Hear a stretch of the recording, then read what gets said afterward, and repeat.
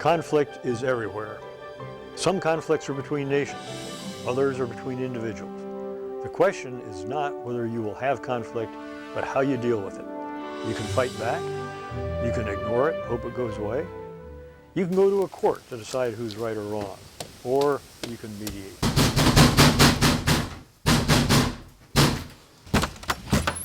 What the hell have you done to my yard? What are you talking Get about? over there. Look what you've done, you idiot. Get out of here. What kind of a fool are you? Well, thank you for coming to mediation. I These appreciate parties your bringing decided this to give us mediation today. a try. For coming to mediation to participate in the process.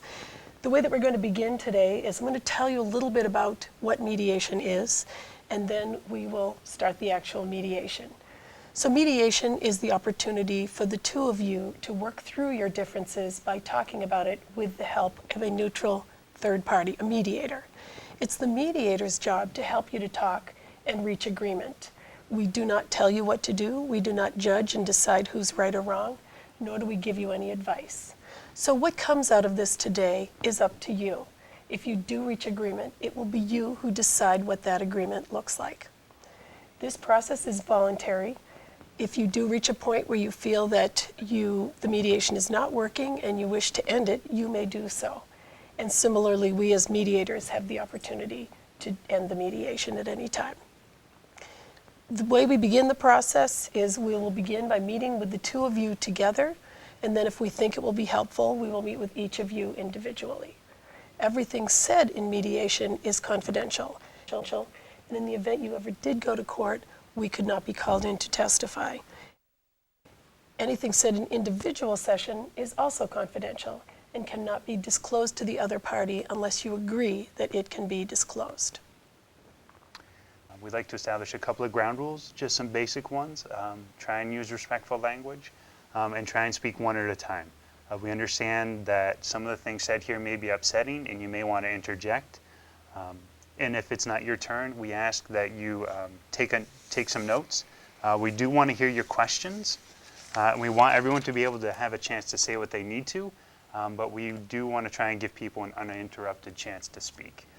Before we begin, we ask everyone to sign an agreement to participate in mediation, which covers some of what we've just explained, but also cites the relevant Massachusetts law about confidentiality. If you want to have a quick read over it and then sign on to it, we as mediators will also sign on to it. How are you folks comfortable being addressed? Jenny and I know, because we've worked together before, are fine with first names. Are you both comfortable using first names? That's fine, yeah. It's quite all right. Call me Bert. Okay, Bert? Josh. Josh. The person who contacted the program, we typically have go first.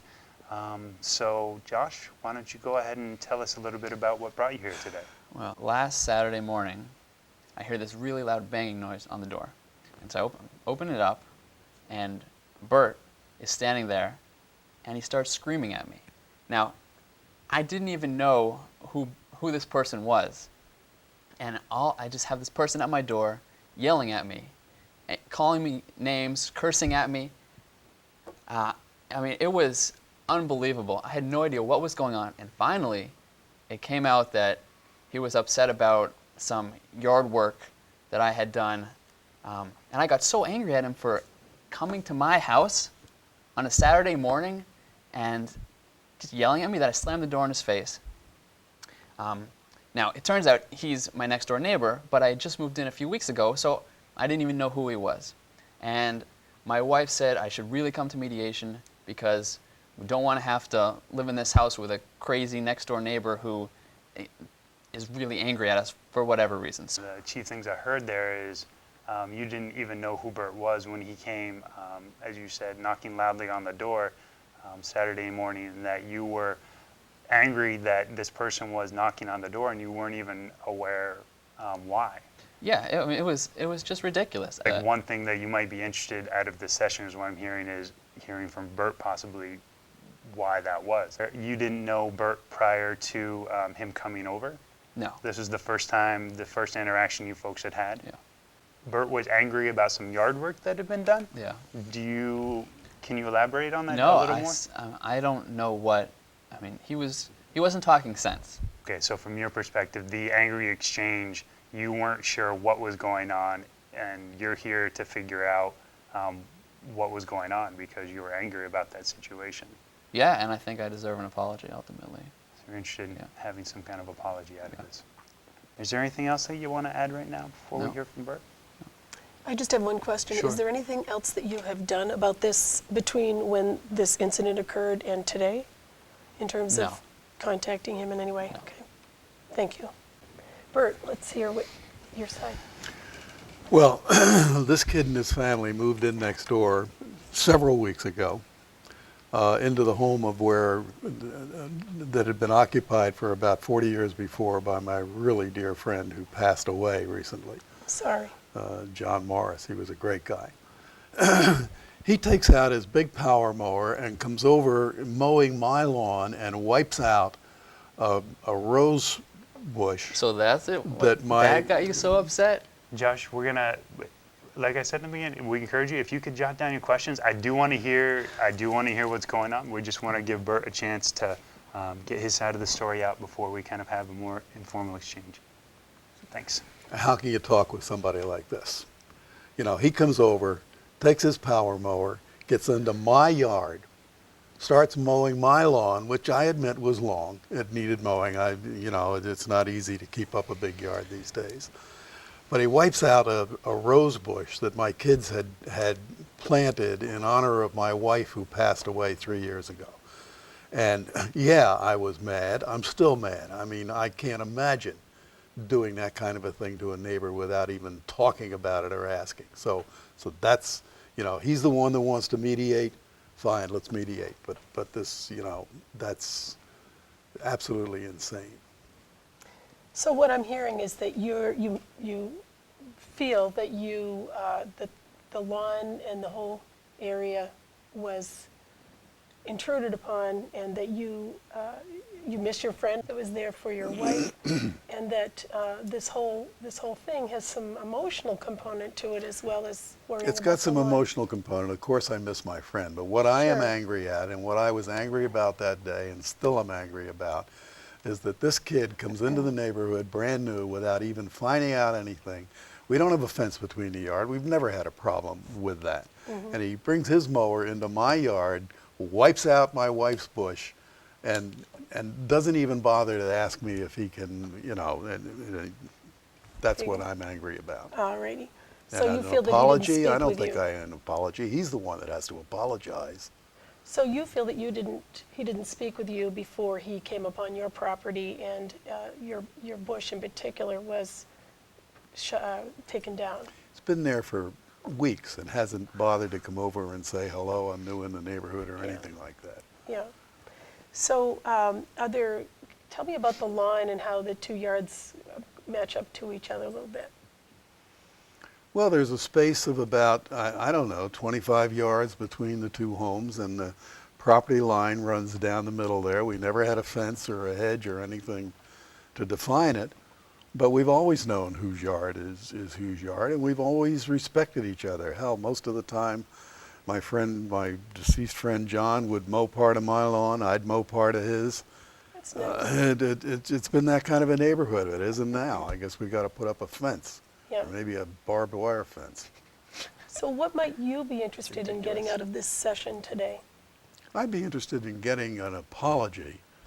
He wants an apology.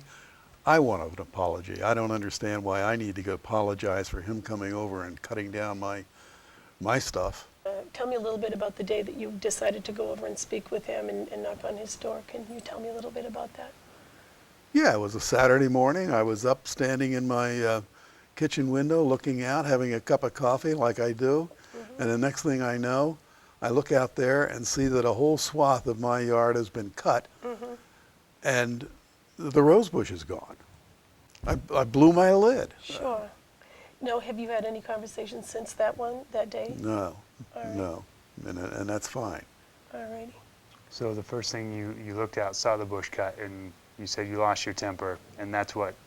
I was hurt. I You mean, were this hurt. was a very emotional thing for me. It sounds like You if, know, that, if I'd heard that one rose of the bush had things been I planted used in to honor of do your was wife. look out there and say, there's her bush. And It's not there anymore. He's making it sound like there was one rose bush that was clearly you could really see, but this was an overgrown. I mean, this was an overgrown rose that. I mean, it was messy. His lawn, first of all, is a complete mess. It's not kept up. The grass is long. It's really an embarrassment to the neighborhood, to be honest to you. And I was doing him a favor. I was doing him a favor by just trying to clean up a little. Because obviously I didn't know the symbolic meaning of your bush. What I'm hearing Josh say is that he's got some concerns about the appearances of the yard, and which is why he was mowing. His understanding or his take on it was that plants were coming over. There's different perspectives, but I'm hearing that's why there was why the plant got mowed.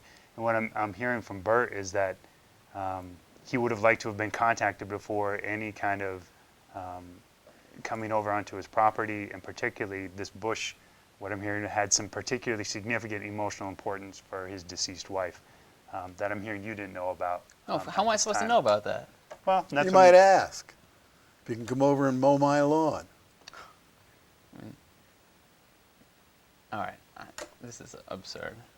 This might be a good time to take a short break so my partner and I can confer a little bit, and then I think we'll bring you each back to talk privately.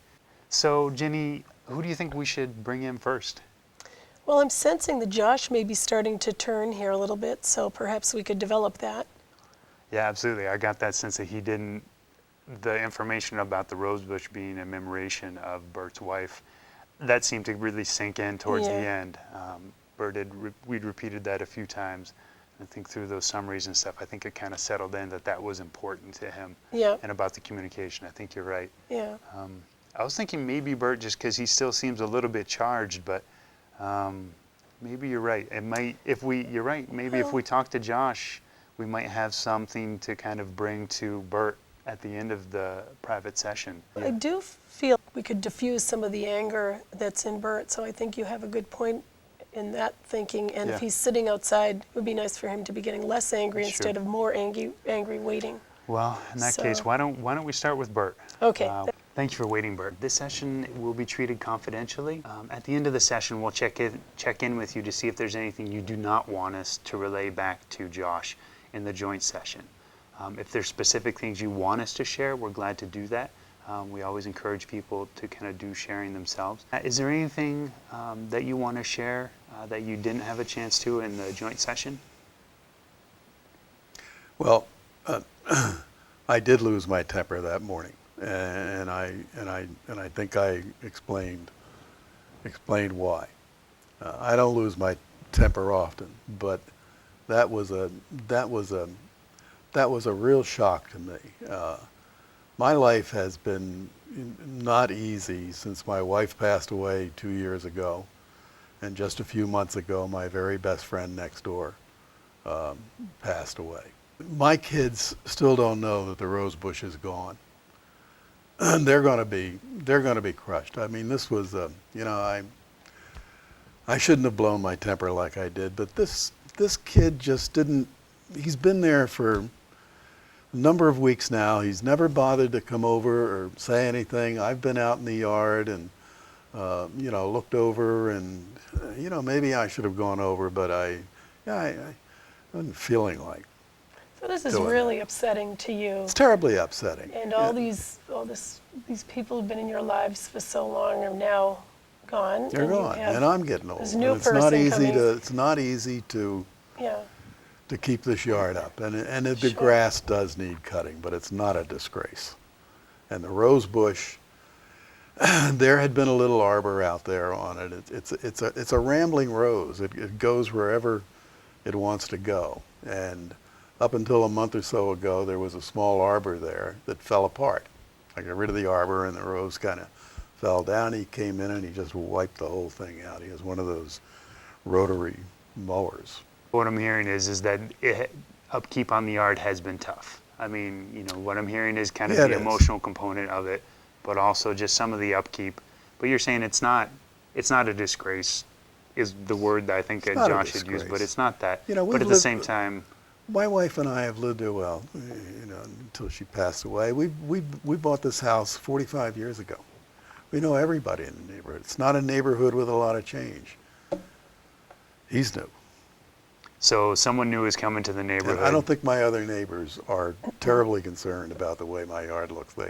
They understand I'm going through a tough time. It's always looked good in the past. And you were saying that the arbor had kind of collapsed and the rose was being a Yeah. rose rose and Yeah. doing what it does. So what I'm hearing in that is some understanding of how it could have gotten mowed, but at the same time, some concern that he'd come onto your property and kind of mowed it without talking to you, Yeah. especially being so new in the neighborhood. It sounds like maybe what you would have done is, introduce yourself as a neighbor. I think I'm hearing a little bit of a generational difference there. I've heard you refer to him as kid a few times, just someone new in the Well, neighborhood. those are the kinder things that I've referred to him. I heard earlier that you regret a little bit that you did lose your temper. Yeah, I do feel bad about that. Okay, and that the rose bush is, it was so important to you. That's kind of why it happened. But If it hadn't been for the rose bush, I'd have probably walked over there and said, "What the hell are you doing mowing my lawn?" Or I might even go over and said, "Hey, thanks for mowing the lawn. I really needed it."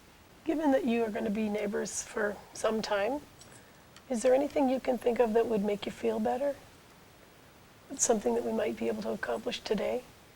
One of the things I heard him say was his wife kind of forced him into doing this.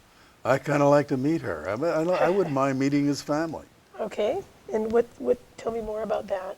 I would like to have a great relationship with anybody who's living in that house. That's what we've always enjoyed. Sure. I don't even know what business he's in that he talks about. I don't know anything about him, So you'd other like, than he's a young guy who's moved in with a family.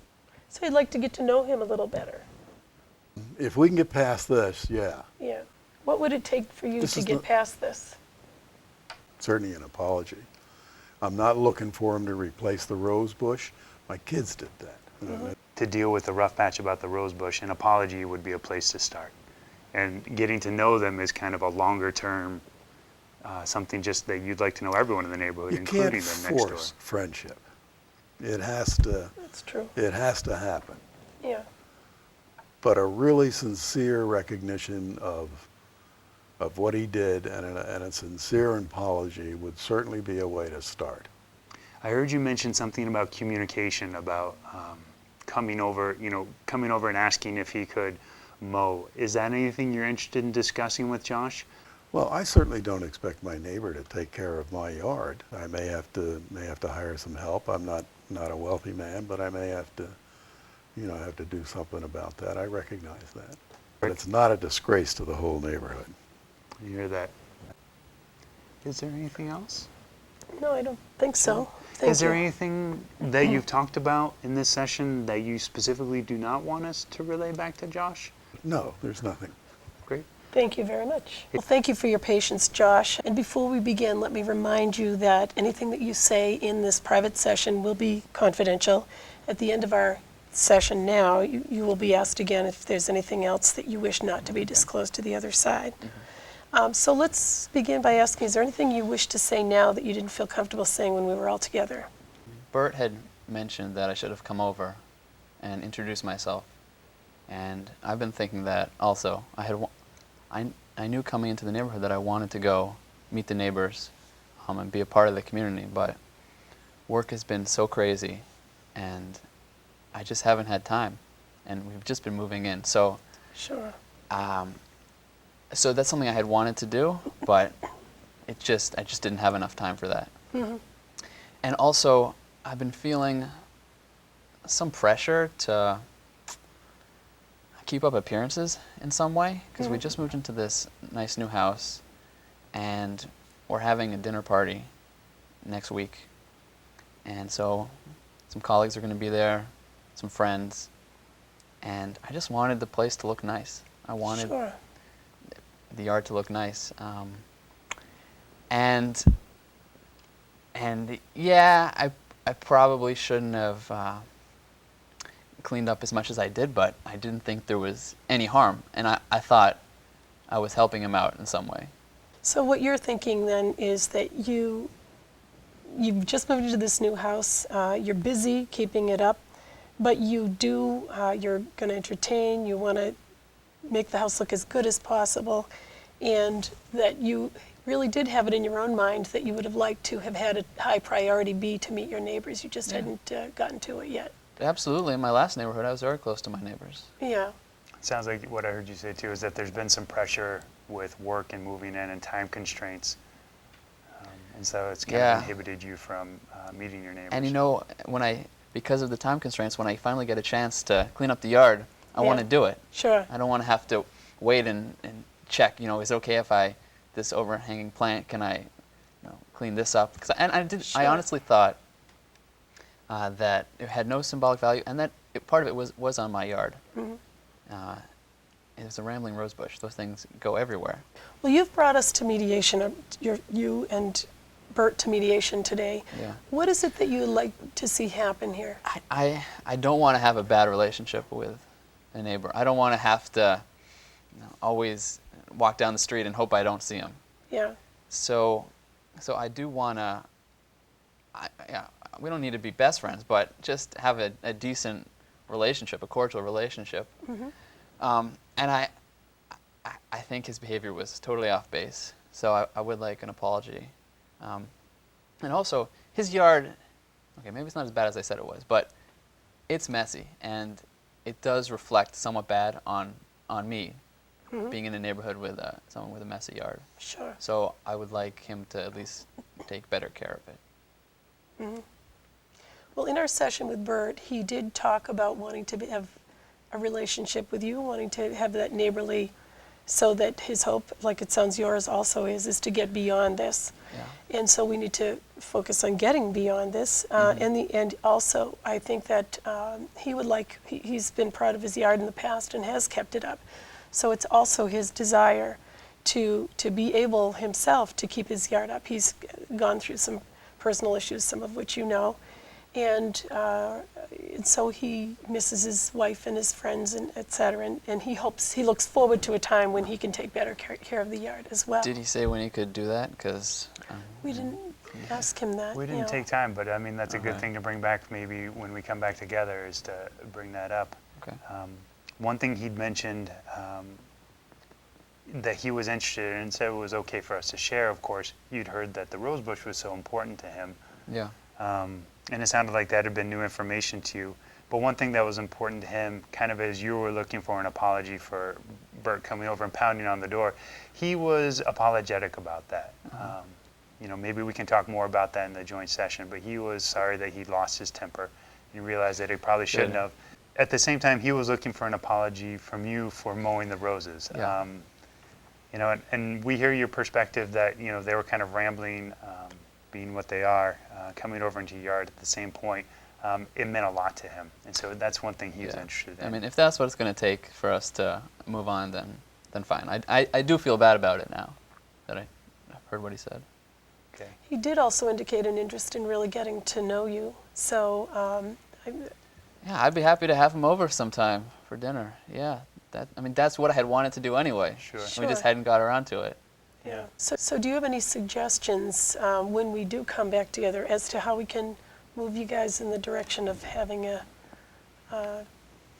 positive relationship? Well, I'll tell him I'm sorry about mowing over the rose bush, and I mean, if he did want to have some relationship, then I'll invite him over. Are you comfortable sharing that when we come back to a joint session, or would you rather that we did? I can do it. Yeah. That'd be great. Is there anything else you want to share before we bring you both back together? No. Is there anything you don't want us to say? Yeah. Specifically. I don't think you need to mention the part about how I've been so stressed and under pressure from work. I don't think that's important. Okay. We will not. Thank you for your patience as well, Bert, waiting outside while we all had our private sessions. And I think at this point it's time for us to talk again. Do either of you wish to start off by saying anything in particular as we sit together? Well, we had talked about that I'd be willing to apologize, and I am sorry about cutting down the rose bush, and I had no idea it had symbolic value. I thought it was just a a plant that was overgrown and that I was helping you out. But now I realize that that's not the case. And I also do feel bad about not going over, introducing myself. I've been pretty busy since, so I want I had wanted to do that. Bert, how do you want to respond to that? Well, I apologize for losing my temper the way I did, but that was, to me, that was just a very, emotional shock, and I just reacted very quickly. My lawn has needed cutting for a couple of weeks, and I know that, but it's not a disgrace in the neighborhood. And I have always in the past kept it very well. Even one of my son-in-laws offered a week or so ago. He said, Dad, if you're having trouble getting that lawn mowed, let me know. And I said, no, I can do it myself. Don't bother me. Maybe that was a dumb thing to do. Part of wrapping up here is I think we want to leave you guys with an agreement, because it sounds like you're coming to some terms. And one thing I'm hearing is there's some agreement about Bert getting his lawn mowed, whether doing it himself or having a son-in-law do it. I'm hearing that you both are interested in that. Is that something that you both agree can happen? I'll agree that I won't let it go 3 or 4 weeks like it is now. Will I be out there doing it absolutely perfectly whistle clean every single week? I don't know whether I can do that, but it won't look like it does now again. All right, and I want to make sure that the other plants in your yard, they also get cleaned up. Well, I don't need your lawn looking perfect, but it would be really good if it could at least be somewhat neat. Well, that's what I'm saying. I'm willing to do. Okay, then good. And By what I think is somewhat neat. Well, so what I'm hearing is that there's agreement about Bert's lawn being kept to some standard. He's saying not out there every day, but at the same time that it'll be trimmed and kind of squared away a little bit more. Is that something you can both agree to? I can at this agree to point? that. Yeah, sure. And one thing that I'd heard you both talk about before is some communication. Bert had been very interested in having you come over and ask permission before you kind of go on his side of the lawn. And we talked about that in private sessions as well. Is that something you guys want to discuss? Well, I think we learned the lesson here that now that at least I know who my neighbor is, I'm going to, if something else comes up, and you never know what could come up, I'll come over, and it's not too far, and we'll chat. I'll come over without banging on the door. Thank you. There's a doorbell. You can just press it once. We've always had a great relationship with our neighbors, and I don't know whether we can get Yeah. past this or not, but I'm certainly willing to try. All right. Yeah. So the two things I've got is about the yard upkeep, and then just about communication, that if anything else comes up or there's any other reason that you'll communicate in a less angry, a more civil sort of way between each other. And what I also heard is that you're both interested in kind of furthering your neighborly relationship, but I'm wondering, do you want that in the agreement, or No, think we don't in need the that. I agreement. mean, okay? No, well, that's either going to work out or it isn't, but we're both intelligent people, Okay. I think, and good people, Is there anything- except when we're behind a power mower. Okay. Well, then, in that case, I've got the 2 points written up here. Okay. Why don't we have you guys sign off, and we'll get you out of Sure. here. All right. Thank you very much All for right. participating. Thank you. Appreciate it. Thanks. Thank you, you. Bert. Thank you. Thank you. Thank you. Thank you, Josh. All right. All right, Josh. So we got some. Through helping chatting each right side over. understand the other person's I'm views, glad you and made through it. helping Josh, the I'm glad parties you- identify All right, key come on in. interests, See you again. mediation often leads to transformative outcomes.